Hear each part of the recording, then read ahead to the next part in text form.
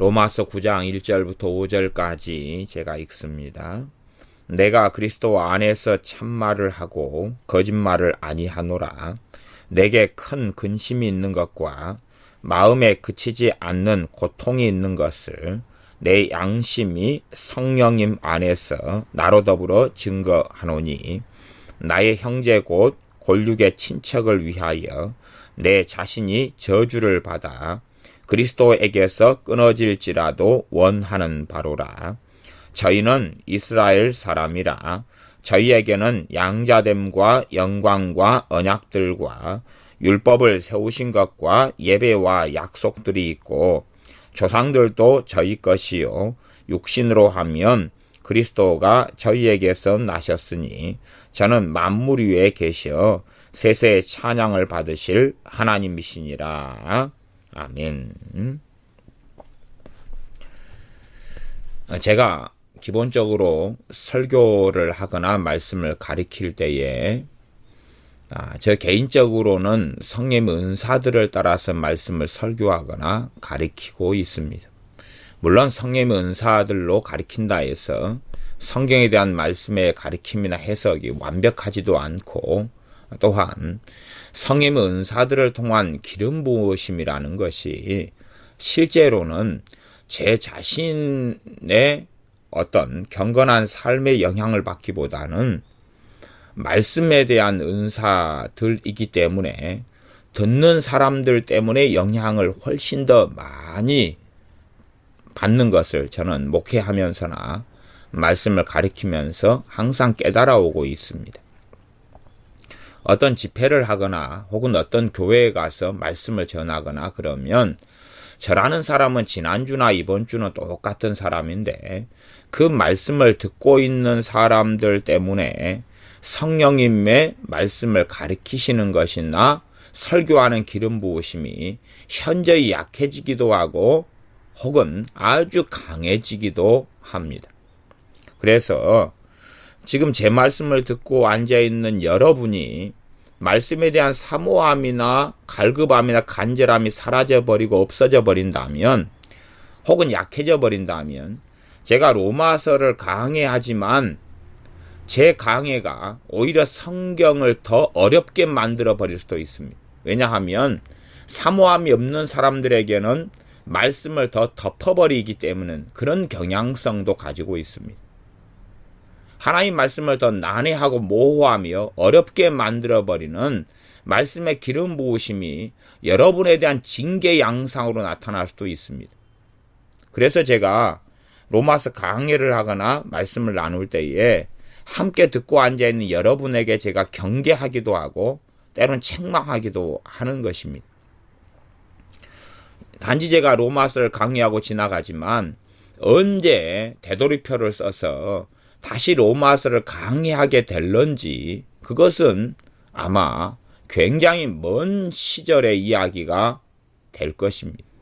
그러면 충분히 성령의 놀라운 기름 부으심을 통하여 말씀을 충분히 풀어지는 것이 있고 말씀이 더 쉬워지는 부분들이 있어져야지 로마서를 강의하고 설교하고 저 개인적으로 로마서를 강의하라 하는 성령의 감동이 있어서 강의하는 것인데 듣는 여러분들 때문에 로마서 강의에 대한 말씀이 풀어지기보다는 더 힘들어져 버리고 더 어려워져 버린다면 어떻게 하시겠습니까? 그래서 어떨 때는 말씀에 대한 사모함이 없고 그저 그렇게 앉아 있을 때에는 제가 로마서 강의를 여기서 멈추는 한이 있더라도 제가 안 해버리고자 하는 마음을 가지고 있는 것입니다. 그런 부분을 여러분이 반드시 이해를 해 주셔야 합니다. 하나님의 예정에 대해서 3시간을 말씀을 전하였지만 개인적으로 성령님께서 풀어주시고 말씀에 대해서 깨닫게 해주시는 그러한 예정에 대한 말씀은 3번째 시간 정도만 있었다 그렇게 말씀드릴 수밖에 없습니다. 첫 번째는 성령의 기름 부음이 좀 있었고 두 번째는 꽤 난해하게 흘러가 버렸고 세 번째에 대해서야 말씀을 어느 정도까지 풀어주시는 은혜가 있었습니다. 그래서 제가 2번까지 하나님의 예정에 대해 설교하면서 제가 경고했지 않습니까? 이 정도로 나가면 이런 식의 마음과 이런 식의 간절함이라면 난 로마서 강해를 그만둬 버리겠다라고 제가 분명히 경고했지 않습니까? 다행스럽게 마음을 좀 돌려주셔서 세 번째 시간에는 성령의 기름 부음이 있어서 제가 다행스럽게 생각했습니다. 그러나 이런 위기들이 자꾸만 있다면 얼마나 복잡해지겠습니까? 이제 로마서 강의 중반이 왔는데 이렇게 말씀에 대한 별로 사모함도 없고 고대함도 없다면 한번 말씀을 강의하고 이것이 녹음되어서 다른 사람도 함께 듣고 말씀을 나누는데 더 어렵게 꼬여져 버리게 나와버린다면, 징계와 심판과 더 알아먹지 못하게 나와버린다면 어떻게 하시겠습니까? 우리 주 예수님의 말씀을 듣는 사람들이 두 부류가 있었습니다. 한 부류는 정말로 주님을 사모하고 고대하는 사람들, 그들에게는 따로 비밀을 풀어주셨습니다. 그러나 건성건성으로 당신이 정말 메시아인가? 할 테면 해봐라, 혹은 기적과 이적만 배부름만 쫓아다니는 사람들에게는 저들은 들어도 듣지 못하며 보아도 보지 못하게 하리 합니다라고 비유를 통해서 말씀을 가리워 버리셨습니다. 그것이 하나님의 공의이기 때문에 그렇습니다. 그렇게 성령의 은사나 기름 부으심은 그런 양상을 동일하게 가집니다. 어떨 때는 사랑의 양상으로 흘러가지만 어떨 때는 공의의 양상으로 흘러갑니다. 그래서 이 성령의 은사와 기름 부으심이 우리가 생각하고 재단하는 걸 넘어서는 하나님의 역사의 부분이 있기 때문에 저 자신에게만 영향을 받는 게 아니라 저는 훨씬 더 많이 듣는 사람들 때문에 문제가 생기는 것을 봅니다. 아니, 여기 앉아 계시는 전우사님은 치유의 사역을 하기 때문에 아시지 않습니까?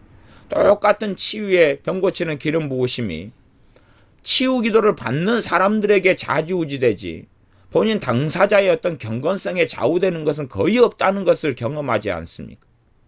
마찬가지의 은사가 그렇게 흘러갑니다. 다른 사람들을 섬기는 양상의 은사들은 그 사람 상대방의 문제 때문인 거지. 우리 주님께서 성령 충만하시며 능력과 권능에 충만하신 메시아 되신 주님께서 나사렛 동네에 가셨을 때 그들이 믿지 아니함으로 아무 권능도 행하실 수 없으셨더라. 그 나사렛 사람들 때문에 문제가 벌어졌던 것이지 주님 때문에 문제가 벌어졌던 것은 아닙니다. 물론 주님은 항상 흠없고 죄 없고 정결하시며 거룩하신 분이셨지만 흠없고 죄 많은 우리 인간들이고 그러한 종들이나 그러한 사역자들이라 할지라도 말씀의 은사나 치유의 은사 같은 경우가 사람들 때문에 좌지우지 되는 것이 대부분이지 그들 당사자 때문에 좌지우지 되는 것은 드문 일이 될 수밖에 없습니다.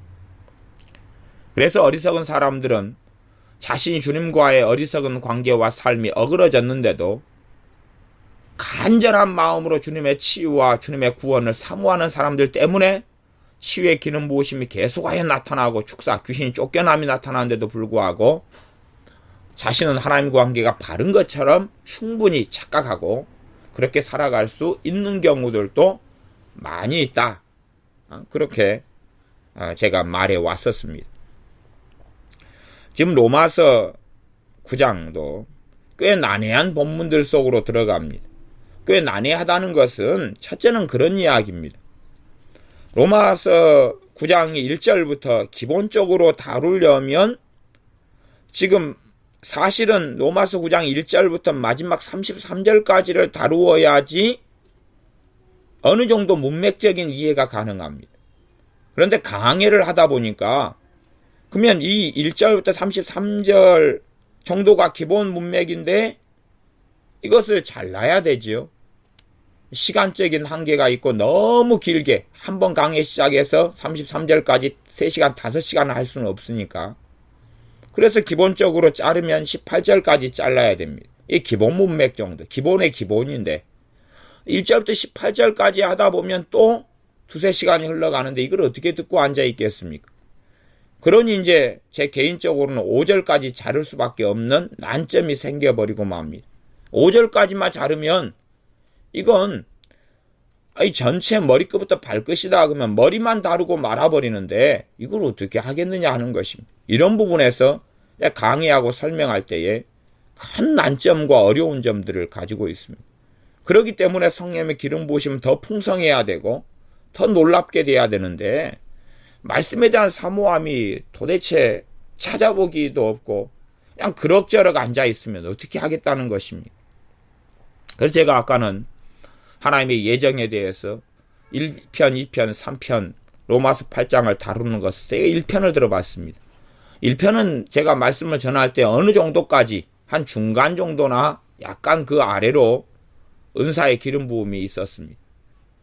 2편은 꽤 난해하게 흘러갔고 근데 제가 1편만 들었는데도 꽤 난해하더군요. 이게 그러면 1편에서부터 문제가 생겼다는 것 아닙니까? 제가 다시 녹음된 걸 들어봤더니 하나님의 예정에 대한 1편도 뭘 모르는 사람은 꽤 듣기 어려운 말씀이 되고 맙니다.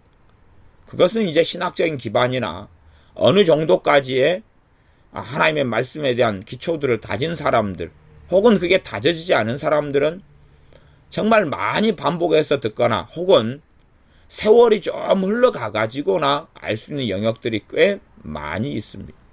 예를 들어서 저는 이중예정이라는 잘못된 교리 때문에 3년 5년을 고통을 당했습니다.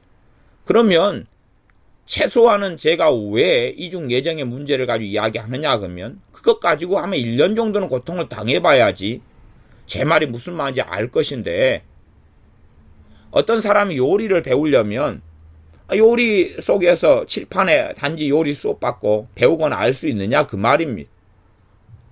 여러 가지 노력과 애씀이 필요하겠지요. 제가 그렇게 해서 하나님의 예정에 대한 2편에서는 정말로 하나님의 예정에 대한 교리를 쉽게 이해하려고 하지 말아라. 정말로 도둑놈 심보다 그렇게 말씀드린 것입니다. 그러한 도둑놈 심보를 가지고 어떻게 진리 속에 나아갑니까?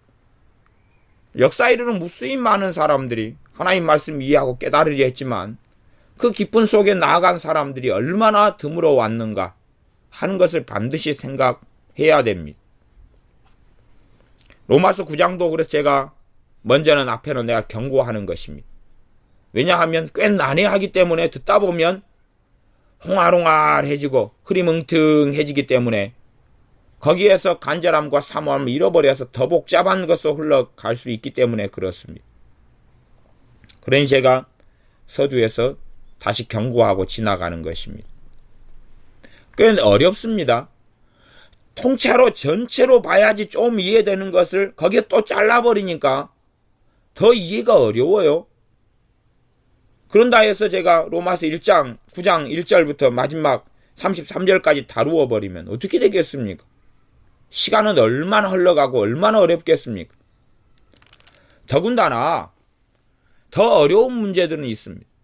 어떤 어려운 문제냐 그러면 성경의 번역이나 성경 헬라어 원어상의 문제가 존재해버립니다. 존재한다는 것은 거기에서 헬라어적으로 한다면 이 번역 성경들이 헬라어 성경의 모든 의미를 담지 못한다는 것입니다. 그래서 이제 헬라어 성경의 원어적인 의미를 부족한 부분, 놓치고 지나간 부분을 담으려 한다면 오히려 그것이 성경 문맥을 흐트러져 버리는 문제를 야기시키고 맙니다. 그래서 제가 이 헬라어에 대한 부분을 설명할 수도 없고 안 할 수도 없고 할 수도 없고 안 할 수도 없는 제가 고민을 가지고 있습니다. 헬라어에 대한 부분을 이야기해서 이 번역 성경, 개역 성경이나 개정 개혁판 성경이 미흡하게 지나간 것을 터치를 해버리면 문맥을 흐려버릴 것이고 그런 다음에 사람들은 어떻게 생각하냐 그러면 우리가 헬라어 원어를 연구하지 않았기 때문에 놓친 부분이 많이 있어. 그러면서 이상한 부분을 흘러가며 성경을 이렇게 봐도 우리는 이해하지 못해, 알지 못해, 이것만으로는 충분하지 않을 거야 하는 생각들을 제가 심어줄 이런 우려가 있습니다. 그것 때문에 어떤 부분의 헬라어를 도대체 다루어야 될 것이냐, 그렇지 말아야 될 것이냐 하는 부분의 난점을 가지고 있어서 로마서 강의하는 동안에는 조금만 헬라어 맛을 보게 제가 하고 있지만 어떤 부분은 이 번역상에서 여러 줄기로 나누어져 버리는 번역상의 문제가 있습니다. 그것 때문에 그런 문제까지도 자잘하게 나가버리면 더 어렵게 되는데 말씀을 그래도 어느 정도 깊이 있게 알려는 사람에게는 그런 부분도 필요하고 또 기본밖에 안 되거나 그거 이상을 넘지 못한 사람에게는 더 어렵게 만들어버리고. 그래서 아마 요즘에는 중학생, 고등학생들의 수업 가운데 영어나 수학에는 반을 나눠버리는 것 같습니다. A반, B반, C반, D반. 너희 수준에서 수업을 들어라. 공부를 잘하는 애들은 A반, 좀 잘하는 애들은 B반, 중간은 C반, 못하는 애들은 D반에서 들어라. 그리고 똑같은 수업 시간 45분, 50분 동안에 A반은 1부터 10까지 하면 B반은 1부터 6까지, 7까지 하고 C반은 1부터 5까지 하고 D반은 1부터 3까지만 수업을 해줍니다. 똑같은 시간인데. 그러니까 미련한 곰탱이 같은 우리 교회 애들은 어떨 때 D반의 수업을 들으면서 저한테 그렇게 이야기하더군요. 목사님, 수학 D반 너무 좋아요. 너무 좋아요. 진도도 조금밖에 안 나가고요. 쉽게 해주고요. 좀 피곤하다 그러면 자라 그러고요. 너무 좋아요. 똑같은 시간에 쉽게 풀어주지만 똑같은 시간 45분, 50분 동안에 1시간 수업 시간에 A반은 그것의 5배의 진도를 나가면서 더 많은 문제를 풀어주고 더 깊은 고급형과 활용 문제를 풀어주면서 가르쳐주는데 D반 그 알량한 수업 듣고 있으면서 너무 쉬워요. 너무 좋아요. 제가 로마서 강의를 할 때도 듣는 사람들에 따라서 이게 A반 수업이 될 수도 있고 A반 수업이 되면 B반, C반, D반은 못 따라올 거 아니. B반 수업이 될 수도 있고 C반이 될 수도 있고 D반도 될 수 있는 거예요. D반으로 하면 알아먹기 쉬운데? 그러면 똑같은 시간에 깊이 있게 다루고 넘어가야 될 것은 못 다루고 지나간단 말이에요. 그런 난점과 그런 어려운 점이 생겨요. 그러면 예를 들어 하나님의 예정에 대해서 3시간을 했어요. 지금 예정에 대한 말씀을 기반해서 9장, 10장, 11장을 다루고 있다 그랬어요. 그러면 최소한 이해가 안 되면은 하나님의 예정에 대한 지난번의 말씀 거의 2시간 40-50분에 걸쳐서 3번의 말씀을 전했는데 2-3번씩 사실은 들어보는 열심 정도는 필요하죠.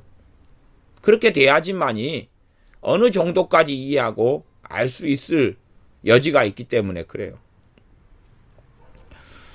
자, 이제 로마서 9장 1절부터 5절까지 이 토막의 토막을 이야기할 수밖에 없습니다. 제가 되도록이면 이 어떤 한 본문, 정해진 본문만이 아니라 앞뒤로 넘어가서 왔다 갔다 하는 부분이 생겨요. 그러니까 그것 때문에 더 어렵게 생각해버리는 이상한 일이 벌어진다면 제 개인적인 입장에서는 정말 황당할 수밖에 없습니다. 최소한은 이 로마서 강의를 하면 본문들은 몇 번씩 숙독을 해야 돼요. 몇 번씩 숙독을 해야 돼요. 그래서 제가 아이들한테, 우리 교회 아이들한테는 수학이란 과목은 무슨 과목인지 아느냐? 수학이란 과목은 복습하는 과목이 아니야. 그건 예습이 아니면 실력이 좋아질 수 없는 과목이야. 미리 다 공부를 해가지고 가서 수업 시간에 들으면서 내가 이해 못했던 걸 풀어가야 되는데 예습도 안 해가면서 수학을 잘하기를 바라면 너희들은 정말로 어리석은 거야. 제가 여러 번 그렇게 이야기하지만 미련 복수 같은 우리 애들은 전혀 수학을 하기 전에 아무리 이야기해도 예습을 해서 수학 수업에 참여하지는 않습니다. 이 로마서 강의를 듣고 나가려면 자기가 전혀 예습도 하지 않고 준비도 하지 않은 가운데 감나무 밑에 입 벌리고 있으면서 감 떨어지기를 바라는 그런 어리석은 사람들. 로마서 제대로 몇 번 읽어보지도 않은 주제에 이걸 설교 한번 듣고 깨닫기를 원한다 하는 오만 방자한 마음을 받는다면 로마서를 무수히만 읽은 저 같은 사람은 정말 억울할 것입니다. 다행히 감사하게 그런 일은 안 벌어지기 때문에 억울할 일이 별로 없지요. 정말로 미리 본문을 여러 번 읽어본 가운데 문맥을 파악하려고, 흐름을 파악하려고, 가령 로마서 9장을 읽었다 흐름이 안 파악되면 8장과 10장 더 넓은 문맥으로 들어가고 9장, 8장, 10장을 봤는데 더 이해 안 되면 11장, 12장, 7장, 6장까지 거슬러 올라가고 그렇게 하면서 전체의 이 로마서라는 서신서 복음을 전한 하나님의 말씀의 흐름이 어떻게 흘러가고 있느냐 하는 숲을 계속 조망하고 보는 가운데서야 숲 안에 있는 나무가 정돈이 되는 겁니다. 최소한은 수배 문제를 떠나서 정원만 만든다 할지라도 정원에 어떤 나무가 있다 그러면 전체 정원의 컨셉과 모양과 디자인에 따라서 그 나무가 심게 되는 것입니다. 아무 나무나 우후죽순으로 심어버린다면 그건 정원이 안 만들어지겠죠. 잡목, 잡풀만 되고 말 것입니다. 이 하나님 말씀은 정말로 하나님의 은혜와 하나님의 지혜를 따라서 구성되어진 것입니다. 그 하나님의 지혜에 얼마간의 단편을 보려면 간절함과 사모함으로 이 본문들의 앞뒤를 깊이 있게 살펴봐야 됩니다. 그렇지 않고 단순하게 강해를 듣고 단지 본문도 제대로 읽어보지 않은 가운데서 강의만 좀 듣고 모든 걸 다 알아버릴 수 있을 것이다. 로마서 강의 1000번을 들어도 그런 일은 없습니다.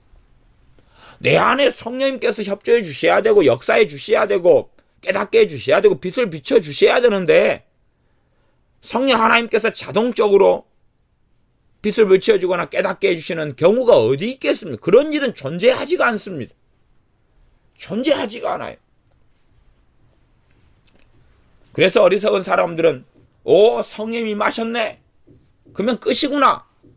다 된 거지. 하지만 신자들에게 성령이 임하셔도 실제로 로마서 8장 26절처럼 이와 같이 성령님도 우리 연약함을 도우시나니 연약함을 도우시는 성령의 역사가 있기 위하여 성령이 임하셨는데 연약함을 도우시는 실제적인 역사가 삶 속에 있었느냐 하는 것입니다. 찾아볼 수가 없었어요. 성령이 역사하실 수 있는 주제가 안 된 것이죠. 그것을 어떻게 하겠습니까? 자기의 문제에 불과한 것을. 무수히 많은 사람들이 자기의 문제 속에서 얽매이고 살아갑니다. 그러면서 하나님을 탓하고 원망하며 하나님 왜 나를 이렇게 두십니까? 그러는데 성령님이 믿는 신자에게 임하셔서 왜 그 성령 하나님은 그 사람 속에서 역사하시지 않느냐 하는 이야기입니다. 관계 문제 아니겠습니까? 믿음 문제 아니겠습니까? 간절한 문제 아니겠습니까? 로마서 9장 1절부터 5절까지입니다. 내가 그리스도 안에서 참말을 하고 거짓말을 하지 아니하노라. 갑자기 하나님의 사랑에 대한 이야기, 그리스도의 사랑과 하나님의 사랑에서 끊을 수 없느니라. 어떠한 사람요? 너희들 하나님의 택하신 줄을 택하셨고 너희를 의롭다 하셨다. 너희들에게서 환난과 공고와 핍박과 기근과 적신과 위험과 칼을 너희들이 당하고 살아가지만 그러나 너희들에게서 하나님의 사랑이 그리스도의 사랑이 끊어지지 않았다 라고 증거하면서 이스라엘에 대한 이야기로 넘어갑니다. 이 성경의 장절은 사람의 편리상 구분해 놓은 것입니다. 후세대에서 역사학자들마다 이 장절 구분이 언제쯤 되어졌느냐 하는 것에 대한 의견은 분분합니다. 그리고 장절 구분은 어떤 한 사람이 어떤 한 시대에 다 끝마쳤던 작업이 아닙니다. 성경을 이제 나누어서 봐야 될 필요성이 많이 대두가 되기 때문에 더 문명화된 사회 속에 들어가기 때문에 여러 시대를 걸쳐가지고 많은 사람들이 협력해서 어느 성경부터 나누기 시작했습니다. 그렇기 때문에 장절 구분이라는 것이 완벽하지가 않습니다. 그렇지만 그래도 8장과 9장을 나눌 때는 장의 구분은 그런대로 잘 돼 있잖아요. 그죠? 문맥의 흐름이 바뀌니까. 하지만 이것이 장이 나누에 따라서 내용이 단절성이 있는 것은 아니에요. 그런 게 되는 건 아니에요. 다 앞에 말씀을 깔고 뒤로 말씀을 전개하는 것입니다. 9장 1절 내가 그리스도 안에서 참말을 하고 거짓말을 아니하노라. 참말을 하고 거짓말을 아니하노라. 어떤 것에 대한 참말과 거짓말에 대한 이야기냐 그러면 앞에 하나님의 사랑에 대한 이야기가 아니라요. 뒤에 있는 내용에 대한 이야기입니다. 내게 큰 근심이 있는 것. 이게 참말이라는 것입니다. 큰 근심이 있다는 것. 사도 바울에게 큰 근심이 있다는 것. 지금 이제 사도 바울. 그러니까 성경의 흐름은 우리가 이렇게 자꾸 돼 있다가 내가 이렇게 왔다 갔다 하지요. 지난번에 로마서 7장 같은 데도 내가, 나 이렇게 해서 사도 바울의 개인적인 실제적인 경험을 가지고 죄의 법, 마음의 법에 대한 이야기를 했다. 그렇게 말씀드렸어요. 왜 우리에서 내가 이렇게 나왔는지 다소간의 그 이유를 제가 살짝은 이야기했습니다. 그 살짝 이야기를 듣고 내가 해서 우리가 해서 내가로 이어가는 그것을 아마 듣는 이들이 다 이해하지 못할 겁니다. 그걸 제가 다 설명해 드릴 수도 없어요. 그건 깊이 있는 부분이기 때문에 그 잠깐에 내가 해서 왜 우리가 해서 내가로 왜 그렇게 흘러가느냐를 제가 잠깐 이야기했지만 깊이 있게 이야기하도록 성령님 역사하시지도 않고 그렇게 이야기한 데서 과연 알까요? 멜기세덱 이야기를 정말 깊이 있게 전한다 그래서 히브리서 말씀을 받는 사람들이 알까요? 모르기 때문에 좀 이야기하다가 말아버린다고 성경에 기록되어 있습니다. 너희가 듣는 게 두나무로 그래 조금만 이야기하고 말아버리는 것입니다. 안 할 수는 없고 해야 되겠는데 저도 그래서 많은 부분에 안 할 수는 없고 해야 되겠는데 듣는 게 둔할 때가 많기 때문에 잠깐 이야기하고 말아버리는 내용들이 많다는 것은 꼭 이해해 주셔야 됩니다. 어떨 때는 야 이것은 불필요한 이야기 같은데 왜 이리 장황하게 이야기하는가 그런 것도 아마 많을 것입니다. 불필요한 이야기 같은데 그러면 앞으로 신앙생활 한 20년 더 해보셔야 됩니다. 그러면 그 가운데 20년 전에 그 이야기가 불필요한 말씀에 대한 해석과 이해가 아니라 필요한 거였구나.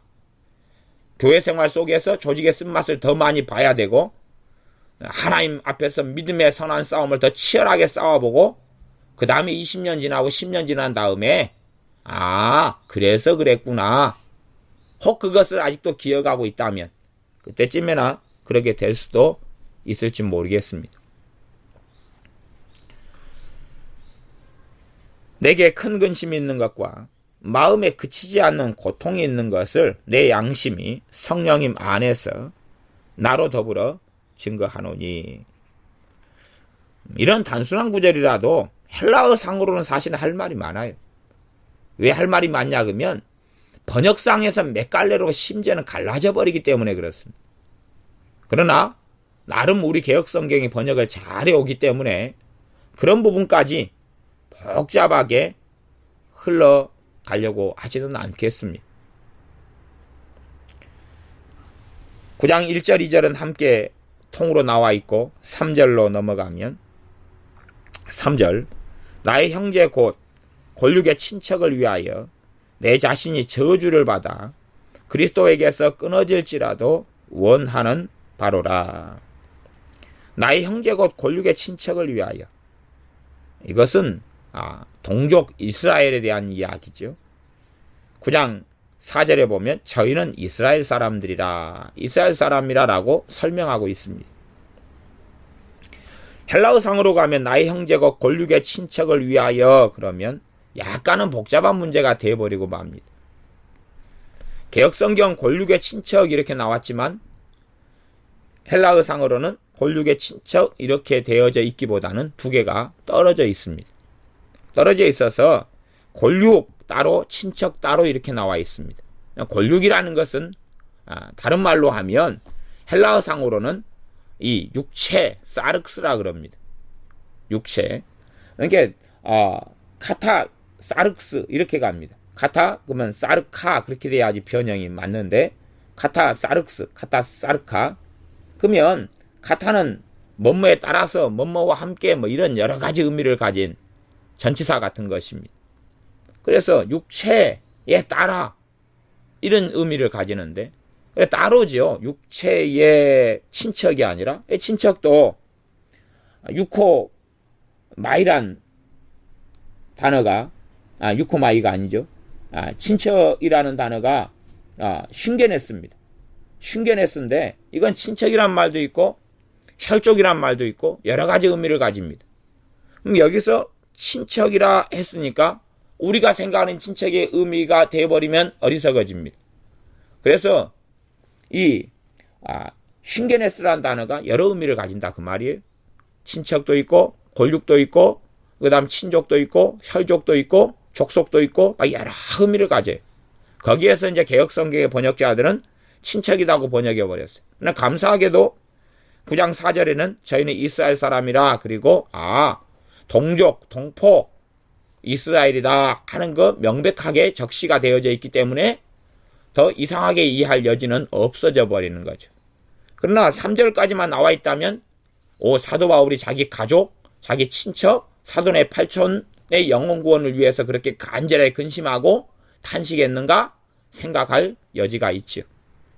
그러한 이제 그래서 골육의 친척이 아니라 따로 슌겐에서 따로, 그리고 이 골육이라고 말하 있는 이 사륵스 육체라고 나와 있는 사륵스 따로 이렇게 가니까 이렇게 두 개가 어떻게 다른 식으로 흘러갔느냐, 다른 식으로 번역될 여지들이 있느냐, 해석될 여지들이 있느냐, 그렇게 갈 때에 사실은 여러 해석의 또 번역의 양상이 등장해 갑니다. 실제로는 여러분들은 잘 모르시겠지만 우리나라 한글로 번역된 번역 성경들만 해도 이것 때문에 따로따로 다르게 다 번역하고 있습니다. 다르게 번역하고 있어요. 개혁성경식으로 골육의 친척 그렇게 안 하고 이제 이게 사륵스, 이게 말하자면 어떤 번역 성경은 내 육체가 저주를 받아서 그렇게 따로 가요. 이게 두 개가 따로 가요. 이게 내 골육의 친척 때문에 내 자신이 저주를 받아 그러는데 내 육체로서 골육의 친척 때문에 저주를 받아. 거의 저주라는 단어도 또 몇 가지 의미를 가져요. 저주라는 것으로 해석될 수도 있고 아니면 다른 식으로도 번역될 수 있는, 이 저주라는 단어가 아나데마인데 이 아나데마가 저주라는 의미를 가지고 있기도 하지만 따로 떼어져 분리된 것, 따로 떼어질 때 봉헌 예문이죠. 봉헌 제물. 그런 제물의 의미도 있고 그래요. 여러 의미를 가져요. 일반적으로 대부분의 번역 성경은 이 아나데마를 저주라는 것으로 주로 번역을 많이 했어요. 그러나 단순하게 그 의미만 가지고 있는 게 아니기 때문에 여러 헬라어 의미를 갖다가 집어넣어 가지고 문맥을 만들면 아주 복잡하고 장황하게 돼버려요. 이 번역 성경이 헬라어 원문의 의미를 다 표현하지도 못하고 헬라어 원문의 의미를 다 표현한다고 해버리면 아주 그냥 이상한 문맥이나 불필요한데 깊이 있게 빠져버리는 일들은 아주 많습니다. 그래서 제가 이 저주라는 단어로 번역되어 있는 아나데마 이야기도 깊이 있게 안 하고 이런 사륵스 이야기도 깊이 있게 안 하고 그냥 어느 정도 마무리 짓고 지나가 버리면, 심지어는 이야기 안 하고 지나가니까 헬라어의 난점들에 대해서 제가 무지하거나 생각을 안 하고 있는 것은 아닙니다. 그러나 그것이 전체 성경에서 말씀하고 있는 이 로마서 9장에서 말씀하고 있는 문맥에 대해서 도움을 별로 주지 않는 부분들이 생기기 때문에 멈춰버리는 이야기가 많이 될 수밖에 없습니다. 그러나 말하자면 A반이나 B반 정도가 돼버리면 이게 헬라어 원어로 뭐가 될 것이냐? 이 전체의 내용 가운데 헬라어 원문상에는 어떻게 될까? 하는 생각들을 할 수밖에 없기 때문에 제가 A반, B반을 위해서는 살짝 헬라어 원어를 들먹이면서 지나갈 수밖에 없고 C반, D반 입장에서는 이게 갑자기 등장하니까 어렵도다. 그럴 수밖에 없습니다. 나의 형제 문맥상으로 보고 지나가겠습니다. 나의 형제가 골육의 친척을 위하여 내 자신이 저주를 받아 그리스도에게서 끊어질지라도 원하는 바로다. 무엇을 원한다는 것이겠습니까? 내용상에서는 나의 친척, 형제들의 구원을 원하는 것이겠죠. 이스라엘 사람들이 하나님께 돌아오는 것을 원하는 것, 그것일 것입니다. 그래서 이제 9장 4절로 가면 저희는 이스라엘 사람이라. 이스라엘 사람들 안에 뭐가 있느냐? 이스라엘 사람들 안에 저희에게는 첫째 양자됨이 있다. 양자됨이 무엇입니까? 양자는 하나님의 자녀됨이에요. 자녀됨. 하나님의 참된 아들은 우리 주 예수님밖에는 없습니다. 양자됨이라는 것을 이 양자됨의 의미가 기본적으로 그냥 양자됨 그러니까 어렵지만 기본적으로 하나님의 자녀가 되는 특권, 하나님의 자녀가 되는 특권, 이렇게 이해될 수 있고, 또 나아가서 하나님의 자녀로서의 신분, 이렇게도 이해되면 됩니다. 양자됨이. 하나님의 자녀됨의 특권이나 신분, 양자됨이에요. 이스라엘 사람에게는 뭐가 있다고요? 하나님의 자녀됨의 신분이 있다는 이야기. 그것을 이스라엘 사람들이 가졌다 그 말이에요. 그걸 가졌다 그 말이에요. 그러나 하나님의 자녀됨의 신분을 다 가졌다 해서 그 하나님의 자녀됨의 신분을 모두 다 누린 게 아니고 모두 다 그 은혜 속에 거하고 있었던 것은 명백히 아닙니다. 그것 때문에 5절 이하의 내용들 속에서 그런 말씀을 전하는 것입니다. 9장 6절 하반절에 보면 이스라엘에게서 난 그들이 다 이스라엘이 아니요. 이스라엘이긴 한데 그들이 이스라엘이기도 하고 아니기도 하다. 육적 이스라엘의 양면성이 존재해 버립니다. 어떤 육적 이스라엘 사람은 영적 이스라엘이 되기도 했고 어떤 사람은 육적 이스라엘로 끝나고 하나님의 무수히 많은 은혜와 선민이었던 이스라엘에게 베풀어 주신 하나님의 언약들이 무용지물이 되어버리고 하나님이 주신 정말로 귀한 은혜의 자리 속에서 은혜 받지 못하고 살아가 버리게 되기도 했었습니다.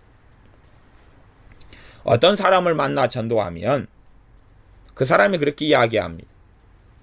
내 부모가, 내 아버지가 목사님이었는데 정말로 내 아버지는 개척교회 목사님으로 찢어지게 가난하게 나는 살았다. 그래서 그 아버지의 인격적인 문제가 있는 경우도 있고 어떨 때는 별로 없어요. 별로 없는데 정말로 신실한 주의 종들의 경우에 간혹 정말로 힘들게 가난하게 사는 경우도 있거든요. 거기에서 자녀로 살아오면서 내 아버지가 정말로 가난하고 힘겹게 살았기 때문에 나는 내 아버지가 섬기는 하나님을 섬기지 않으리라. 그런 사람도 있어요. 그러면 얼마나 그 자녀는 좋은 기회를 얻었냐 그 말. 기도하는 아버지, 또한 하나님 때문에 주님 때문에 가난하게 사는 아버지. 그 아버지 밑에 있으면서도 주님을 만나지 못했어요. 기도하고 예배하는 자리 속에 있었으면서도 주님을 만나지 못했어요. 얼마나 귀하고 놀라운 은혜를 그 자녀는 놓쳐버렸느냐 하는 것이지. 그건 특권이었던 거지. 이스라엘도 마찬가지입니다. 이스라엘 가운데 하나님의 은혜로 택하심이 있고 하나님의 선택이 있어서 그 모든 이가 하나님을 등져버릴 때 하나님은 7,000명을 선택해 놓고 남겨놓습니다. 또한 9장에서는 남은 자에 대한 이야기를 뒤로 가면 합니다. 이사야나 예레미야나 이런 성경은 남은 자에 대한 이야기를 많이 하고 있습니다. 9장 27절에 보면 또 이사야가 이스라엘에 관하여 외치되 이스라엘 무자손의 수가 비록 바다의 모래 같을지라도 남은 자만 구원을 얻으리니 남은 자만 구원을 얻을 것이라고 말씀합니다. 왜 그러냐 그러면 이스라엘 전체가 하나님의 뜻을 등져버렸기 때문에 그렇습니다. 이스라엘 전체가 하나님을 배도하고 배역하고 떠나버렸기 때문에 그렇습니다. 그것 때문에 하나님께서 은혜로 어떤 자들만 남겨놓으십니까? 남은 자들만 남겨놓으십니다. 이스라엘 전체가 하나님을 등지며 하나님을 배역하며 배도해버렸습니다. 실제로 우리는 이스라엘 백성이 이 이집트에서 애굽에서 노예 생활을 하다가 모세를 통하여서 노예에서 해방시켜 주시는 그러한 기록인 출애굽기, 레위기, 민수기, 신명기를 봅니다. 그러면 정말로 진심으로 마음을 다하고 뜻을 다하고 성품을 다하여 나를 노예에서 해방시켜 주신 하나님을 사랑하고 경배하고 예배한 사람이 어디 얼마나 있었는가 하는 걸 보셔야 됩니다. 그때에는 아론 대제사장도 어떨 때는 그런 것처럼 보였지만 어떨 때는 사실은 안 그랬었습니다. 모세나 혹은 나중에 여호수아나 갈렙 정도의 사람들 외에는 정말로 하나님을 경외하고 사랑하는 사람을 찾기가 어렵습니다. 그렇게 하나님에 대하여 항상 원망하고 그러나 하나님께서는 그 은혜에 따라서 시간을 주시며 기회를 주시며 결국은 하나님의 진노가 나타날 때라도 하나님의 이제는 은혜, 하나님의 예정, 하나님의 선택에 따라서 다시금 때론 7,000명을 골라내 놓으시고 나중에는 남은 자, 하나님의 은혜에 따라서 하나님께서 그렇게 육적인 이스라엘에게 그들에게 기회를 주시며 그들이 정말로 뜨겁게 하나님을 사랑하고 진리 안에 거하도록 수백 년의 시간들을 혹은 2000년 가까운 시간들, 1000몇백 년의 시간들을 주셨는데도 불구하고 그들이 그 기회를 정말로 잘 선용하지 못했습니다. 그런 속에서도 하나님께서는 하나님의 언약을 지키시려고 하나님의 은혜, 하나님의 선택, 하나님의 예정, 하나님의 작정에 따라 하나님께서 남은 자들을 성별에 놓으셨다는 사실입니다. 왜냐하면 그 남은 자들을 은혜를 통하여 그 남은 자들을 통하여 다시금 첫째는 이스라엘에게 기회를 주려 하심이고 두 번째는 모든 사람들을 모든 주님의 이름을 부르는 믿는 자들을 부르려고 하심입니다. 하나님의 예정에 대한 하나님의 선택에 대한 진리가 그렇다는 것을 기억하셔야 됩니다. 이스라엘 백성들이 다 하나님을 등져버리고 떠나버렸습니다. 그리고 배도하고 배역했습니다.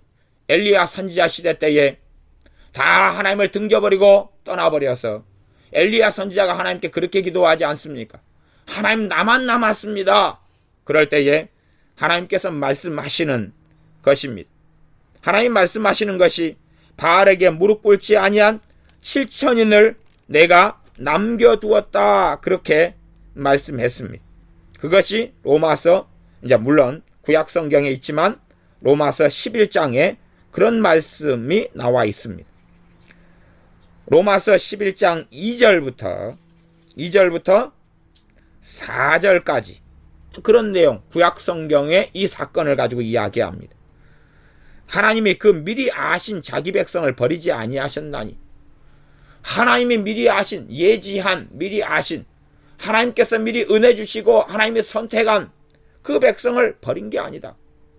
그 백성을 통하여서 하나님의 기회를 주고 하나님을 찾게 하시고 하나님을 구하게 하셨는데 그 기회를 가진 사람들은 다 떠나버렸지만 그러나 하나님은 또한 그 가운데 하나님 그 미리 아신 자들 그들이 선택하고 하나님의 은혜 베푸신 그 사람들을 다 버린 것이 결코 아니다.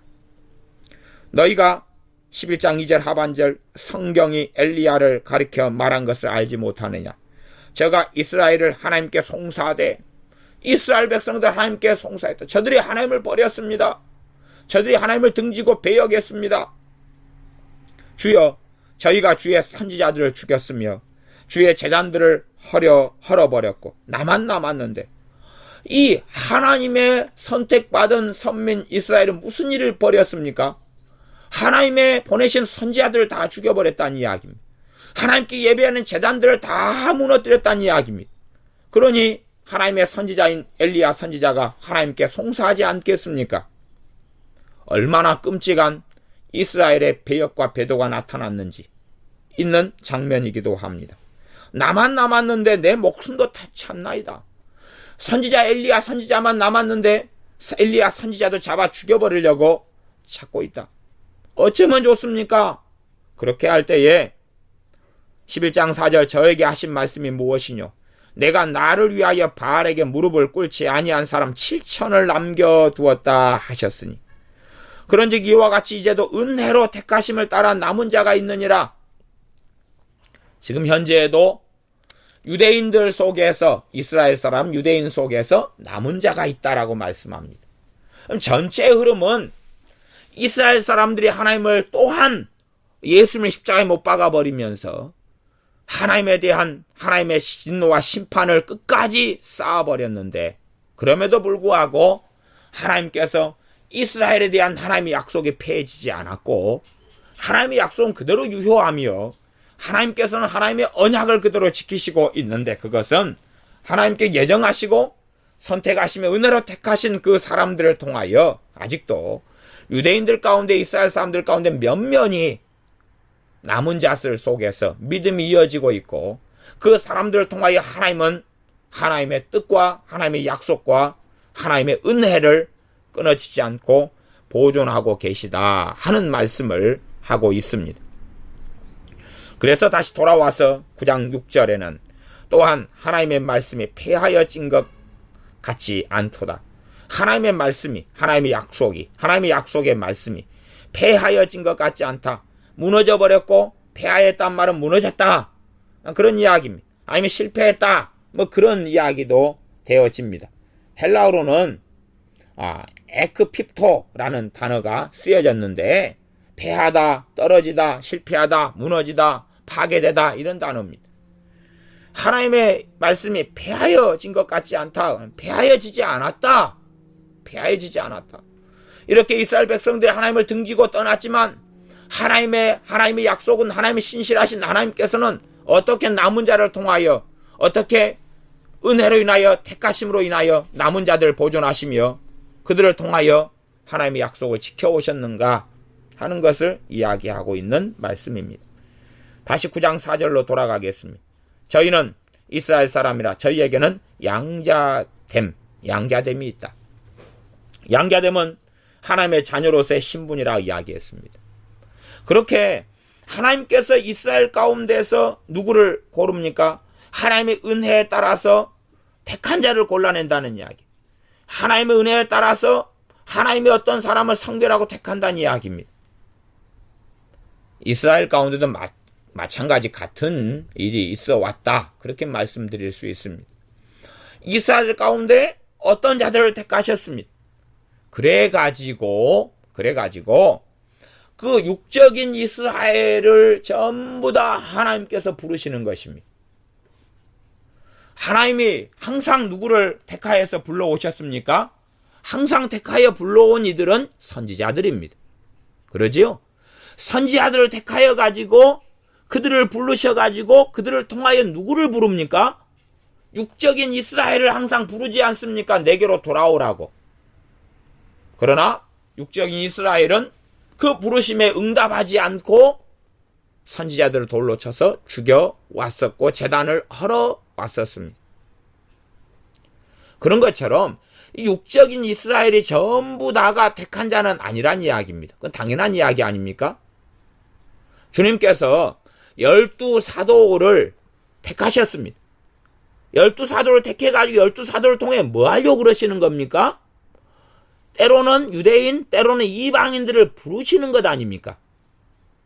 나중에는 베드로 사도가 그렇게 이야기했습니다. 나는 유대인에게로. 그래서 우리가 성경을 통해 알 수가 있습니다. 베드로 사도는 유대인의 사도로 하나님께서 택하고 부르셨다는 사실을. 그러면 베드로 사도를 주님께서 택하셔가지고 누구를 부르시는 것입니까? 유대인들을, 이스라엘 사람, 육적인 이스라엘, 유대인을 부르시는 것입니다. 그러나 대다수의 유대인들은 그 하나님께서 베드로 사도를 통해서 부르시는 것에 응답하지 않고 거절하였습니다. 하나님께서 사도 바울을 택하였습니다. 나는 이방인에게로. 사도 바울은 이방인의 사도였습니다. 사도 바울을 택하여 가지고 이방인을 불렀습니다.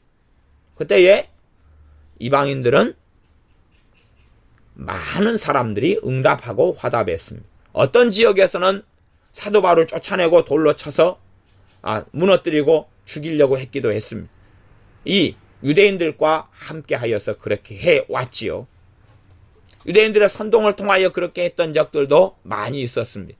그러나 또한 어떤 지역들에서는 정말 뜨겁게 우리 주 예수님을 영접하는 것처럼 사도 바울을 영접하고 그를 통하여 나오는 주님의 말씀을 들으면서 인생과 삶이 변화되고 주님을 만나게 되었습니다.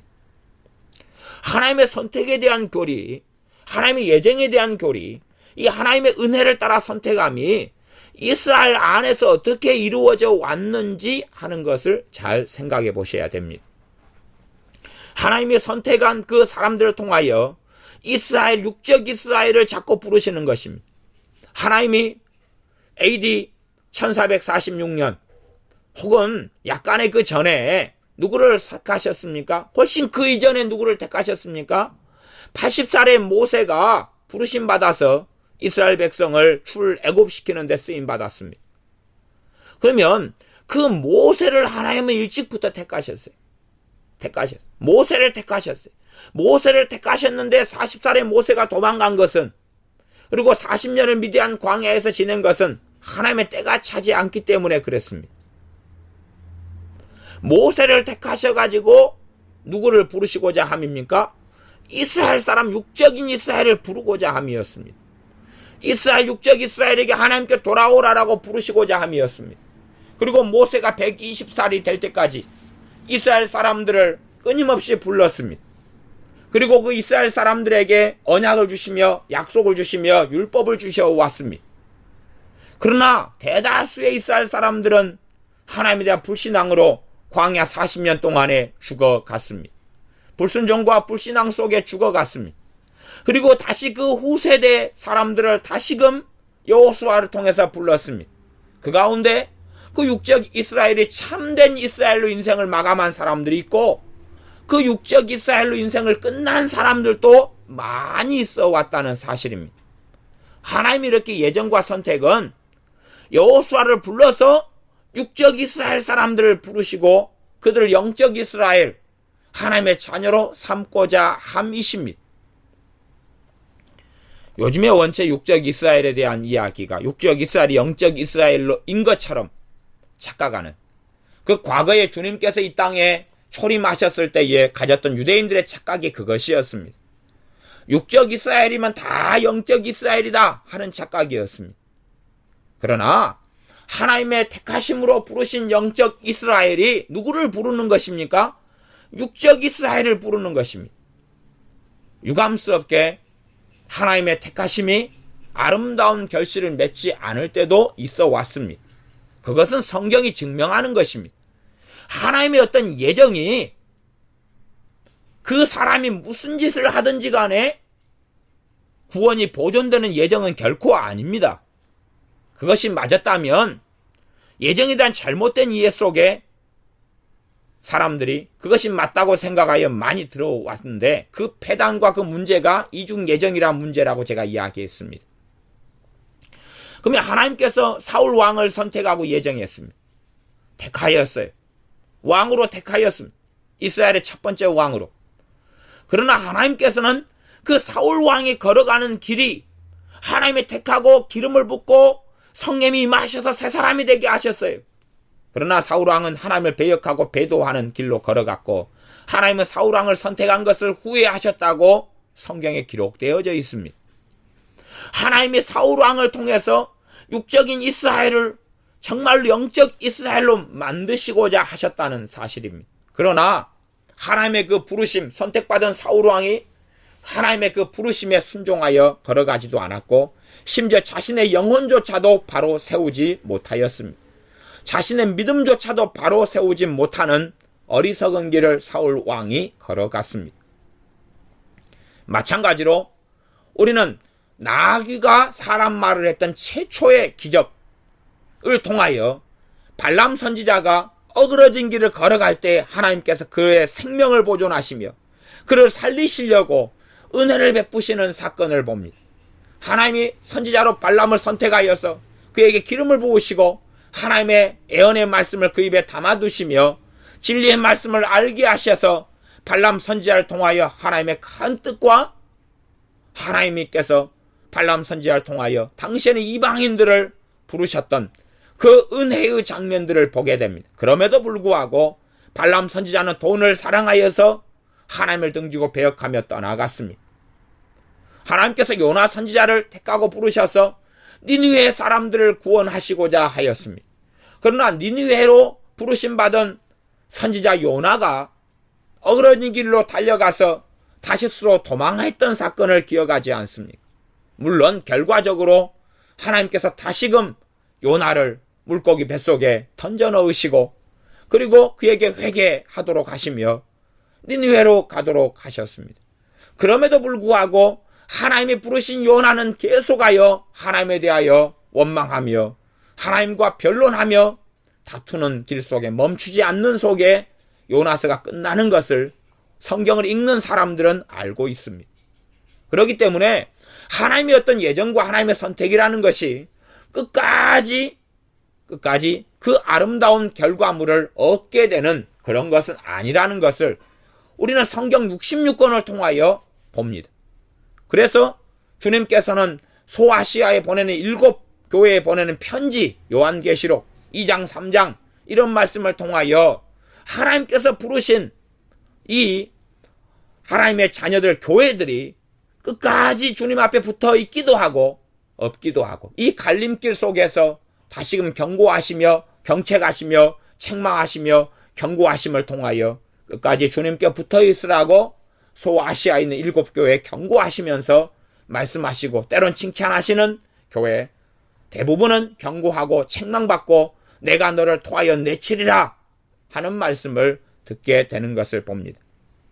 그렇기 때문에 이 로마서에 흘러가는 말씀도 9장, 10장, 11장으로 가서는 무엇이라고 말씀하냐 그러면 하나님께서 너희들도 버려버리실 수 있다. 그렇게 로마서 11장은 이야기합니다. 그렇기 때문에 로마서 11장 20절은 옳도다 저희는 믿지 아니함으로 꺾이우고 이스라엘 육적 이스라엘이 믿지 아니함으로 완전히 꺾여버렸다. 그러나 누구는 남아있습니까? 약속을 따라 택하심을 따라 영적 이스라엘은 그 가운데 남아있는 것입니다. 너희는 믿음으로 섰느니라 높은 마음을 품지 말고 도리어 두려워하라.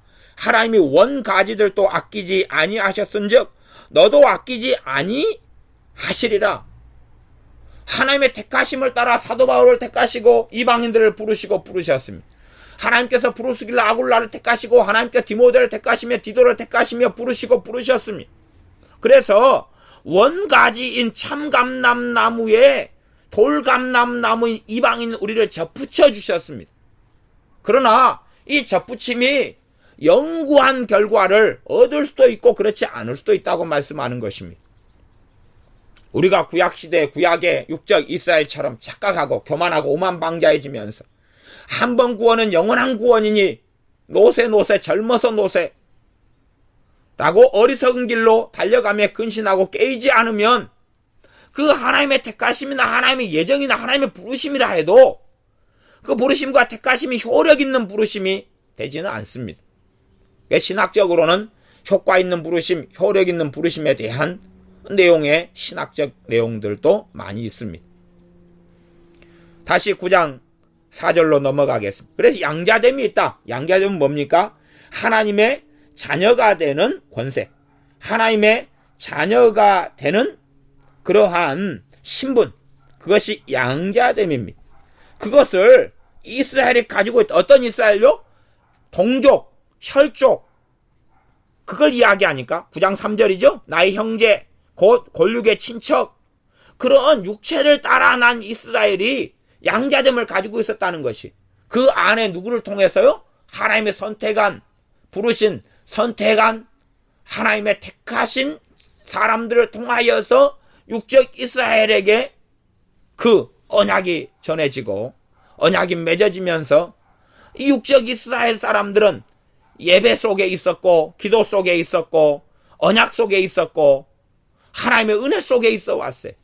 그러니 이스라엘 사람들이 배역하고 배도하는 건 정말로 하나님에 대한 극심한 강파감입니다. 그래서 어느 때가 되니까 이들이 계속 하나님을 등지고 배워가니까 이 은혜를 거둬버렸다는 이야기예요. 봐보세요. 하나님의 은혜 속에 이스라엘을 놔뒀어요. 육적 이스라엘을. 그러나 이 육적 이스라엘이 하나님의 은혜 속에 있었고 약속들에 있었고 예배들 속에 있었고 하나님을 찬양함 속에 있었고 하나님을 아는 영광 속에 있었고 선지자들 보내서 말씀을 듣는 속에 있었어요. 계속 강파감과 배어감 속에 있으니까 언제까지나 그럼에도 불구하고 이 은혜 속에 이 언약 속에 놔둘 수가 없잖아요. 그래서 이것을 이제는 어느 때까지 참다가 치워버렸다는 이야기입니다.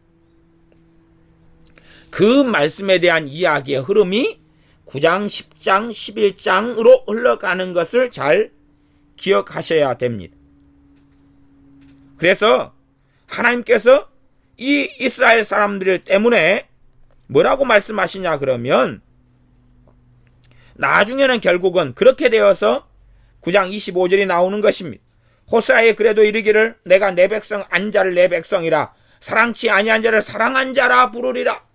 그 이스라엘 사람을 통하여 육적 이스라엘 통하여서 하나님의 뜻을 이루려 하심이고 그들을 또 부르셔가지고 이방인들을 구원하려 하심인데 오히려 그들이 하나님을 등지고 버려버렸기 때문에 언제까지나 그들을 은혜 속에 두지는 않으셨다는 이야기입니다.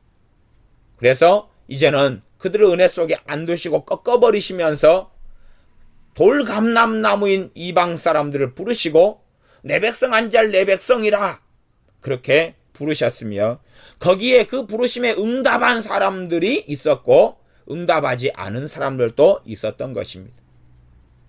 하나님의 은혜 속에 어떤 사람들을 언제까지나 두지는 않으십니다. 제가 지금까지 지내오면서 하나님 말씀을 여러 사람들에게 가르쳐 왔습니다. 여러 사람들에 가르쳐 왔어요. 그래서 어떨 때는 제가 그것을 느끼고 있다는 이야기를 전에 말씀드린 적도 있습니다. 성령님께서 제게 기름 부으셔서 지금 이 사람을 성령님께서 계속 가르치라고 지금 기름 붓고 계시는 중입니다. 물론 그 당사자에게 제가 직접 이야기한 적은 별로 없습니다. 제가 느끼는 걸 다른 사람들에게 깨어있는 기도하는 분들에게 성령님께 제가 역사하실 이분을 계속 가르치라고 하십니다. 그런데 그분이 물론 우리 교회 식구들 이야기입니다. 다른 교회 식구들 이야기가 아니라 그분이 말씀을 간절하게 사모하고 듣는 것이 그 사모함이 별로 없어져 가고 있네요. 그러니 아마 조금 지나면 그분을 가르치라고 하는 이 기름 부으심이 조금 지나면 사라져 버릴 것 같아요. 그가 거절하고 거부하기 때문에. 하나님의 그 가르치라고 하는 그 기름 부으심과 은혜가 어떤 사람에게 정말로 오래 죽을 때까지 가는 것은 결코 없다는 것을 저 개인적인 경험을 통해서는 알고 있습니다. 그것처럼 육적 이스라엘로 부르셨고 하나님은 참고 참으시지만 언제까지나 항상 예배드릴 수 있는 기회와 특권, 항상 주의 말씀을 볼 수 있는 기회와 특권 속에 놔두시지는 않는다는 것입니다. 그들이 아니라 이제는 다른 이들에게 하나님은 역사하시기 시작한다는 사실입니다. 그래서 우리는 전 세계의 부흥의 역사와 성령의 역사와 구원의 역사가 전 세계 돌고 돌았다는 것을 우리는 보고 있습니다. 돌고 돌았어요. 유럽에 놀랍게 성령 역사하셨다가 그것이 사라져버리고 다른데 놀랍게 구원의 복음, 능력의 복음, 치유의 복음 역사하고 돌고 돌다가 지금 현재는 아프리카에 놀랍게 역사하고 있고 이슬람에 놀랍게 역사하는 것이 시작된 지가 좀 시간이 흘러가고 있습니다. 저는 실제로는 언제쯤에나 동남아시아에 있는 힌두교, 인도네시아, 과거 인도네시아, 인도에도 부흥의 때들의 맛을 보았던 적이 있는데 그들은 다시금 그것을 통하여 들불처럼 인도 11억이 넘는 인구 속에 복음의 역사가 나타났던 그 시작점을 그들은 거역하고 배도하며 어그러뜨렸습니다. 그렇기 때문에 11억 인도 속에 놀랍게 복음이 역사할 수 있는 기회를 인도 사람들이 막았습니다. 그것 때문에 하나님은 손을 사실은 떼셨고 지금은 은혜로 선택함을 통하여 남은 자 몇 명만 머물러 있을 뿐입니다. 언제쯤이나 동남아시아의 불교 국가들과 힌두교 국가들 속에 성령님께서 이제는 마지막 주님 오시기 직전에 기름을 또 부으실 것인가? 아프리카의 이슬람의 힌두교와 불교 이들 속에 언제 기름을 부으시며 언제 이들을 콜링하실 것이며 이들에게 은혜를 베푸실 것인가? 물론 그들이 그 은혜를 발로 차버릴 수도 있고 받아들여서 대한민국 땅에 1906년 7년에 평양 대부흥이 일어나서 이 땅에 많은 은혜를 베푸셨던 것처럼 그 은혜의 기회를 가질 수 있을 것이냐, 은혜의 기회를 주실 때 그걸 잡을 수 있을 것이냐 하는 생각을 사실은 하고 있습니다. 저희에게는 이스라엘 사람들에게는 양자됨이 있다. 하나님의 자녀가 되는 자녀로서의 신분의 자리 속에 머물게 되는 그 은혜를 베풀어 주셨다는 겁니다. 그 속에서 정말로 하나님의 자녀가 될 수도 있고 안 될 수도 있었는데 될 수도 있고 안 될 수도 있었는데 그 양자됨을 그들은 가지고 있었다는 사실입니다. 두 번째는 영광이 있었다. 수식어가 하나 더 붙으면 그런 영광이 될 것입니다. 하나님을 모시는 영광, 그렇게 이해하면 좀 더 낫겠습니다. 어떤 영광이겠습니까? 하나님께 예배하는 영광, 하나님을 모시는 영광, 하나님과 함께 사는 영광이죠. 출애굽되었던 이스라엘 백성에게 구름기둥과 불기둥으로 누가 함께 하셨습니까? 하나님이 함께 하셨습니다. 너무나 이들이 배역하고 배도하기 때문에 하나님이 진노하셔서 내가 떠날 것이다. 그리고 나 대신 천사를 보낼 것이다. 그러니까 하나님이 안 된다고, 하나님께 안 된다고 모세가 그렇게 간절히 기도했을 때 하나님께서 내가 너를 편히 해주겠다. 내가 너와 함께 가겠다. 내가 이스라엘에 앞서가겠다. 그리고 다시금 말씀하셨습니다. 하나님의 뜻을 돌이키셨죠. 물론 하나님의 궁극적인 뜻을 돌이킨 것은 아닙니다. 실제적인 하나님의 뜻에 돌이킴이시지요. 제가 하나님의 궁극적인 뜻과 실제적인 뜻에 대한 이야기는 여기서 더 나아갈 부분이 아니기 때문에 이야기하지 않습니다. 하나님께서 그래서 이스라엘과 내가 너와 함께 하겠다. 이들이 배역하고 돌아서지만 모세 너가 이렇게 간절하게 기도하니까 내가 아직까지는 이들과 함께 해주겠다라고 말씀하십니다. 그렇게 하나님을 모시는 영광, 하나님과 함께하는 영광 속에 육적인 이스라엘은 함께 머물러 있었다는 사실입니다. 그러나 실제로 그럼에도 불구하고 그들은 성막이 그들과 함께했고, 또한 성전이 함께했고, 또한 선지자들이 그들과 함께했고, 또한 제사가 그들이 함께했고, 피가 그들이 함께했고, 약속이 함께했지만 그들은 시간이 흘러가면서 하나님과 등지고 어우러진 길을 걸어갔고 제단을 회파하고 무너뜨려 버렸습니다. 언약들이 그 사람들에게 있었다. 언약들은 하나님께서 때때로 이스라엘 백성과 맺은 언약들, 시내산 언약부터 시작해서 때때로 하나님이 약속해 주시는 것이 약속. 그래서 크게는 언약들하고 약속들이 이렇게 나누어져 있습니다. 언약들과 율법을 세우신 것과 예배와 약속들이 있다. 언약은 크게 맺은 그것을 이야기합니다. 크게 맺은 그 언약들이 있습니다. 시내산 언약 같은 것을 이야기합니다. 그런 것들이 몇 번이 반복되어져 있어 왔습니다. 그것들이 누구의 것이었냐? 그러면 이스라엘 사람들 것이었다는 것입니다. 물론 그것이 육적 이스라엘에게 다 해당되는 것은 아닙니다. 그를 통하여 은혜와 긍휼과 자비의 문이 활짝 열렸다는 이야기입니다.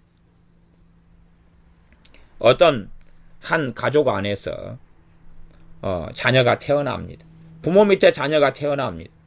자녀가 태어나지만 어떤 자녀는 그 부모와 정말로 부모 자식 간의 관계가 되는 자식이 있고, 어떤 자식은 그 부모와 정말로 부모 자식 간의 사랑을 나누지 못하는 자식이 있는 것을 우리는 경험적으로 보고 알지 않습니까? 심지어 교회 생활로 이야기하면 함께 하나님의 자녀라 일컬어지는 교회에 무슨 교회가 되어져서 어느 장소인 예배당에 모여서 함께 예배하고 함께 기도합니다. 그러나 그 가운데 정말로 함께 모여서 예배하고 기도하지만 정말로 예수님의 사람이 되는 사람들이 있고 안 되는 사람들이 있다는 것을 우리가 보고 알고 있지 않습니까? 그런 것처럼 이 이스라엘은 영광을 가지고 있었습니다. 하나님을 모시고 하나님과 함께하는 영광, 그 다음 언약들을 가지고 있었습니다. 육적 이스라엘과 함께 전체로 하나님의 언약을 맺어주셨다 그 말입니다. 얼마나 놀랍습니까? 그러나 그 언약들은 자동으로 이루어지는 것이 아닙니다. 자동으로 이루어지는 게 아니라 너희가 나를 섬기면 나도 너희와 함께하고, 너희가 내게 순종하면 나도 너희와 함께하고, 그러한 언약들, 약속들을 이었습니다. 너희를 내 백성으로 삼으리라 하는 언약들도 있었습니다. 그러나 그들이 정말로 하나님 안에, 약속들 안에, 언약들 안에 거하지 않았습니다. 마지막에는 약속들은 어떤 면에서는 세부적인 하나님의 말씀들과 조항들을 이야기하기도 합니다. 예를 들어서 10계명이 있다 그러면 5번째 계명, 내 부모를 공경하라 그리하면 내가 땅에서 잘되고 장수하리라, 이런 약속들이죠. 그 약속들에 대해서 약속 있는 첫 계명이다 에베소서 4장이 말씀하지 않습니까? 그것처럼 그런 구체적인 조항들과 약속들 하고 언약은 굉장히 큰 이스라엘과 하나님이 1대1의 당사자가 되어서 맺은 것들을 언약이라 그럽니다. 그것들을 다 가지고 있었다. 율법을 세우신 걸 가지고 있었다. 율법을 세워가지고 하나님의 율법을 소유하고 있었다 그 말입니다. 그 다음에 예배가 있다. 예배를 가지고 있었죠. 예배 드릴 수 있도록, 하나님께 예배할 수 있도록 하나님이 예배를 가지고 있었지. 예배를 이스라엘 백성이 가지고 있었다는 것입니다. 약속들이 있었다. 나아가 9장 5절에 조상들도 저희들 것이다. 조상들도 그들 것이다. 아브라함이나 이삭이나 다 그 조상들, 12지파, 레위나 이런 조상들도 다 이스라엘에 속해 있고 저희들 것이다. 그러니 이삭 이야기하면 우리 옛날 할아버지. 아브라함 이야기하면 우리 이스라엘을 만든 처음 할아버지. 그렇게 이야기하는 우리 할아버지, 우리 족보에 나와 있는 할아버지, 그렇게 말할 수 있었다는 이야기입니다. 육신으로 하면 그리스도가 저희에게서 나셨으니 얼마나 놀라운 특권을 가지고 있었습니까? 육신으로는 예수님께서 그 이스라엘의 혈통, 다윗의 혈통 속에서 그 가운데 사람의 몸을 입고 오셨습니다. 그런데도 불구하고 그 이스라엘이 어그러진 길을 가고 하나님을 예배하지 않고 섬기지 않았다 하는 이야기를 합니다. 그러면서 이제 9장 6절로 넘어가는 것입니다. 오늘은 9장 5절까지 하고 마무리하겠습니다. 우리 주님에 대한 이야기로 마무리하며 하나님을 찬양합니다. 그리스도가 저희에게서 나셨으니 그리스도 예수님은 누구시냐? 주님은, 그 예수님은 만물 위에 계셔 세세의 찬양을 받으실 하나님이시니라. 명백하게 예수님께서 하나님이시다고 도장을 찍습니다. 명백하게 예수님께서는 만물 위에 계시는 분이시며 세세의 찬양을 받으실 하나님이시다고 말씀합니다. 신약 성경은 자주 우리 주 예수님께서 하나님이심을 증거합니다. 세세의 찬양을 받으실 하나님이시니라. 이 세세의 찬양을 받으실 하나님께서 이스라엘에게서 나셨다. 사람의 몸을 입고. 그래서 요한복음 1장에는 자기 땅에 오매 자기 백성이 영접지 아니하였다라고 말씀합니다. 이들은 이제 이스라엘 사람들, 유대인들은 눈이 가리워져서 자신들의 하나님이 이 땅에 오셨는데, 자신들의 왕이 이 땅에 오셨는데도 불구하고 마음이 하나님에게서 멀기 때문에 하나님을 섬기지 않고 하나님을 경외하지 않고 주님을 믿지 않고 주님께 나오지 않았습니다. 이것이 이제 마지막 주님께서 주셨던 기회 가운데 하나입니다. 마지막. 그래서 주님께서 이 땅에 오셔서 말씀을 전하실 때에 그렇게 비유하지 않습니까? 어느 날 어떤 사람이 포도원을 만들었다. 포도원을 만들어서 정말로 갈 곳이 없는 사람들, 먹고 해먹을 것이 없는 사람들, 빈곤한 사람들, 불쌍한 사람들을 만나서 그 포도원을 맡겨주었다. 포도원을 맡겨주어서 이들이 포도원을 농사를 지었다. 때가 되니까 뭘 맡겨주었으면, 말하자면 소작을 시켰으면 소작을 시켜주는 주인이 소작료를 정합니다. 그래서 어떤 소작을 준 사람들은 그래서 5할, 절반을 내놓으라 그러기도 하고, 좀 좋은 사람은 4할, 40%를, 소출의 40%를 달라 그러기도 합니다. 정말로 좋은 주에는 한 20-30% 달라 그럽니다. 실제로 우리는 국가의 세금을 최소 10% 이상을 내고 있지 않습니까? 과자를 1,000원짜리를 사면 거기에 들어가는 100원은 세금입니다. 그래서 우리가 일반적인 떼는 영수증도 요즘에는 많이 나와 있죠. 과거에는 농협 같은 데 영수증에만 많이 나와 있었어요. 당신 사는 물건 가운데 세금이, 국가에 내는 세금이 얼마다? 10%. 그리고 월급 가운데 기타 등등 해서 우리가 세금을 많이 내기 때문에 2중, 3중으로 세금을 많이 내게 되지요. 또 우리가 쓰는 기름 같은 경우도 거의 50% 정도가 세금이에요. 한 48% 뭐 이렇게 세금입니다. 그래서 우리의 기름값이 상대적으로 비싸지요. 뭐 우리가 월급을 받는 사람 같으면 월급 명세서에서 자동으로 세금을 뗍니다. 그리고 그 돈으로 다시 물건을 사니까 또 세금을 또 떼지요.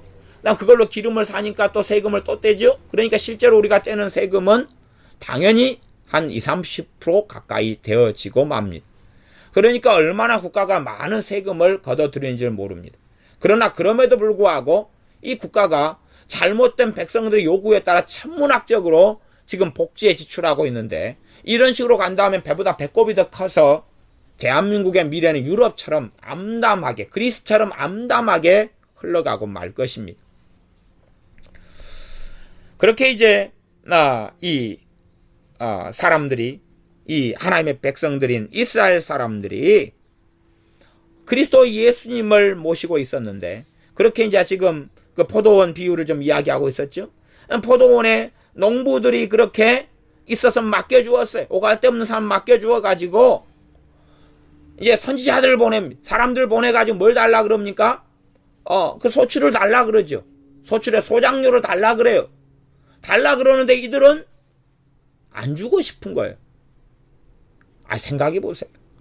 오갈 데 없고 굶어 죽는 사람에게 일을 시켜줬어요. 그러면 당연히 뭘 내야 됩니까? 세금을 내야 될 것 아닙니까? 그래서 로마서 13장에는 공세 바칠 자에게 공세를 주고 세금 받을 자에게 세금을 주어라 그러지 않습니까? 세금이란 게 있어야지 나라가 유지되거든요. 유지되는 것이. 백성 입장에서는 세금을 막 낮추려고 그러지만 일정한 윤리성, 일정한 도덕성 속에서 적당한 세금이 책정되어야 하면 당연한 일입니다. 그러나 세금을 내야지만이 국가의 기반은 유지가 되는 것입니다. 세금을 내라는 것이죠. 내라고 보냈더니 그렇게 보낸 하인을, 종을 돌로 쳤다고 그러죠. 심히 때리고 구타했다 그러죠. 다시 또 종을 보냈죠. 그랬더니 또 어떻게 했다 그럽니까? 심히 구타하고 심지어 죽여버렸다 그랬죠. 나중에는 뭐라 그럽니까? 내 아들을 보내겠다. 이 아들은 공경할 것이다. 마지막엔. 그랬죠? 아들을 보냈죠. 그랬더니 죽여버렸죠. 그때의 심판이 임했고 내가 가만두지 않으리라 라고 거기에서 끝장을 내버리신다라고 주님께서 말씀하셨어요. 우리 주 예수님을 보내셨어요. 그러나 그들은 회개하고 돌아서기보다는 아들을 십자가에 못 박고 죽이는 길을 선택해서 끝까지 진노를 쌓았다라고 성경은 말씀합니다. 그렇게 당연하게 봐보세요. 당연하게 육적 이스라엘을 불러가지고 당연하게 하나님이 함께 해주었어요. 하나님을 섬기고 예배해야 되는 건 당연한 거 아니에요? 하나님을 영화롭게 해야 되는 건 당연한 거잖아요. 그 당연한 것을 요구하는 것이 하나님께서는 창조주로서 당연한 것이지만 이스라엘 입장에서는 더더군다나 당연한 것이, 모든 세상 사람이 하나님을 섬겨야 되는 건 정말 당연한 것이지만 이스라엘 백성에게는 정말로 더 당연한 것이에요. 왜? 약속을 주었고 함께했고 그들을 보호했고 그들을 돌봐주었고 은혜를 부어주셨고 하나님의 이 말씀을 주셨고 율법을 주셨고 그들 가운데 하나님께서 함께 하셨고 선지자들을 보내셨고 당연한 것이지. 그런데 그들은 그 하나님을 배도하고 하나님을 어그러뜨려서 끝까지 진노를 쌓았다 그럽니다. 그렇기 때문에 이스라엘이 하나님께 많이 돌아오는 것은 기껏해야 언제 있냐 그러면 7년 대환란 때에나 있다고 성경이 이야기합니다. 그것도 7년 대환란 때에도 짐승을 하나님의 자리에 앉게 하고 짐승을 그리스도라 메시아라 해버리고 말다가 된통 당한 후에 막바지에 하나님께 돌아오게 됩니다. 그렇기 때문에 이스라엘의 구원이라는 것은 7년 대환란 가운데 후 3년 반에 국한된 이야기에 불과합니다. 그러니 제가 너무 극단적으로 이스라엘에 치우치는 사람들은 좀 그런 정도의 말씀은 명백한 말씀에 속하기 때문에 비유적인 이야기도 아니고, 그러니 이스라엘에 대한 말씀이 어떻게 흘러가고 성경은 명백하게 이스라엘에 대해서는 그들이 끝까지 진노를 쌓았다. 어떤 이스라엘요? 육적 이스라엘. 육적인 이스라엘 전반적인 유대인들 전반적으로 끝까지 하나님께 진노를 쌓았다.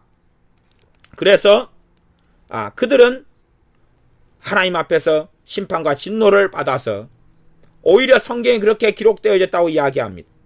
로마서 11장에 보면 이스라엘에 대한 이야기가 명백하게 반복적으로 나와 있습니다. 어려운 이야기가 아닙니다. 11장 7절 8절 그런즉 어떠하뇨 이스라엘이 구하는 그것을 얻지 못하고, 이스라엘 어떤 이스라엘요? 육적 이스라엘이 구하는 것을 얻지 못하고 오직 택하심을 입은 자가 얻었다 그러는 것입니다. 하나님의 택하심을 입은 자만, 그 가운데 이스라엘 가운데 이제 하나님께 남겨둔 남은 자, 택하심을 받은 자 그들만 보존하게 되는 것이고 그 남은 자들은 완악하여졌느니라. 하나님의 은혜를 걷어버리시니 완악하고 강팍한데 그대로 머물 수밖에 없죠. 아니 솔직히 하나님의 은혜를 부어주셨는데도 강팍하면 은혜를 거두면 얼마나 더 강팍하게 되겠습니까? 로마서 11장 8절 기록된 바 하나님이 오늘날까지 저희에게, 저희가 누굽니까? 이스라엘이죠. 이 진리의 말씀은 지금도 이루어지고 있습니다. 하나님의 진리의 말씀은 지금도 이 선언은 그대로 이루어지고 있습니다. 오늘날까지 저희에게 혼미한 심령과 보지 못할 눈과 듣지 못할 귀를 주셨다. 이게 이스라엘에게 하나님의 말씀이 선언된 것입니다. 그러니 주님께서 재림하시기 직전인 이 땅에 재림하여서 백보자 심판에 들어가기 전 재림하시기 직전인 7년대 환란 때에나 후 3년 반 그때에나 마지막 기회를 받고 돌아오게 됩니다. 주님께서 마태복음에서는 이스라엘 온 집에 다니지 아니하여서 복음을 다 증거하기 전에 그때에 끝이 올 것이다 라고 말씀합니다. 정말로 뜨거라. 그리고 예수님을 메시아로 믿기 시작하는데 좀 지난 다음에 기회가 지나가 버리고 주님께서 재림하셔서 영원한 심판 속에 들어가게 되고 맙니다. 로마서 11장 9절에는 다윗을 통하여 그렇게 기도하는 것이 나옵니다. 이 하나님을 계속하여 배도하고 등진 육적인 이스라엘에 대하여 저희 밥상이 올무와 덕과 거치는 것과 보응이 되게 하옵시고 저희 눈은 흐려보지 못하고 저희 등은 항상 굽게 하옵소서. 이것이 하나님께 선지자를 통하여 하게 하는 기도입니다. 그리고 이 기도는 지금까지 이루어져 오고 있습니다. 이것이 제가 저주시의 비밀을 푸는 열쇠 중에 하나다 그랬습니다. 사실은 저주시에 대해서 제가 전에 말씀을 한두 번 전한 적이 있고 그에 대해서 깊이 있게 이야기하지는 않겠습니다.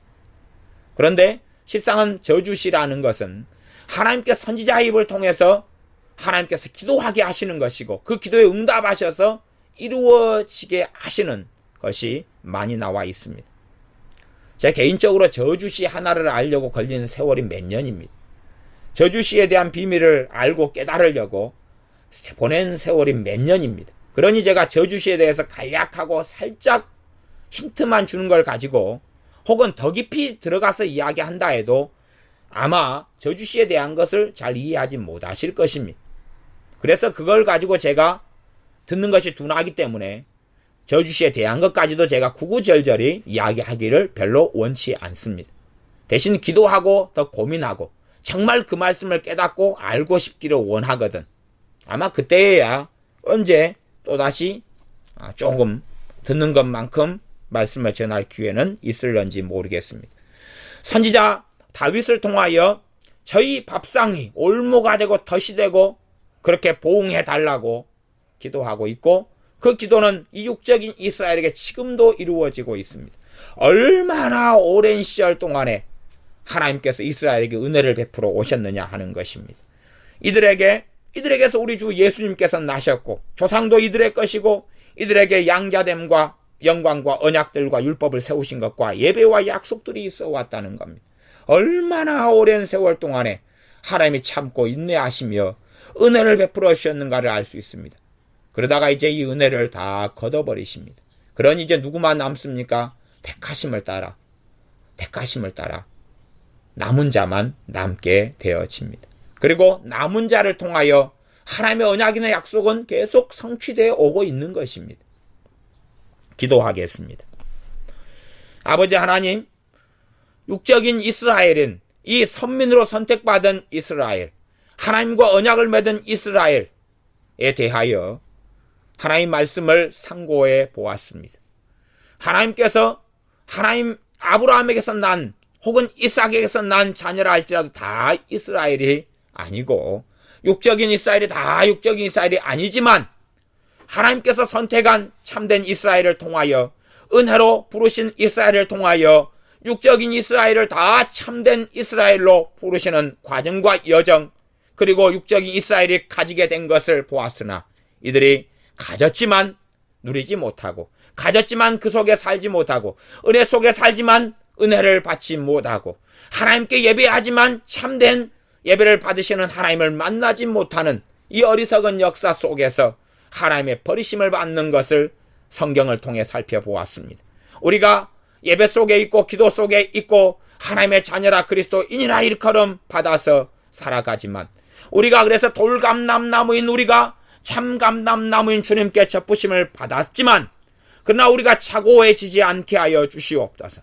육적인 이스라엘처럼 예배하지만 하나님을 만나지 못하는 어리석은 사람들, 하나님의 말씀 66권을 가지고 있지만 말씀을 통하여 주님을 만나지 못하는 어리석은 사람들, 기도하지만 응답받지 못하는 어리석은 사람들, 찬양하지만 찬양을 받으시는 하나님께 기쁘시게 여김을 받지 못하는 어리석은 사람들이 되지 않게 하여 주시옵소서. 지금 현재 무수히 많은 예수님을 믿는 교회 속에 속한, 또한 믿는 자 속에 속한 많은 사람들이 육적인 이스라엘처럼 그 같은 길을 걸어가 버리고 말아서 하나님의 은혜는 또 다른 곳으로 하나님의 은혜가 돌아가 버리고 마는 것처럼, 우리가 그렇게 어리석은 사람들로 인생 속에서 하나님의 눈에 보이지 아니하고 드러나지 아니하도록 더 겸비함과 더 하나님을 사랑함과 신실된 예배와 영과 진리로 하나님께 예배하는, 진리로 진리의 말씀으로 사는 우리가 되게 하여 주시옵소서. 예수님의 이름으로 기도하옵나이다. 아멘.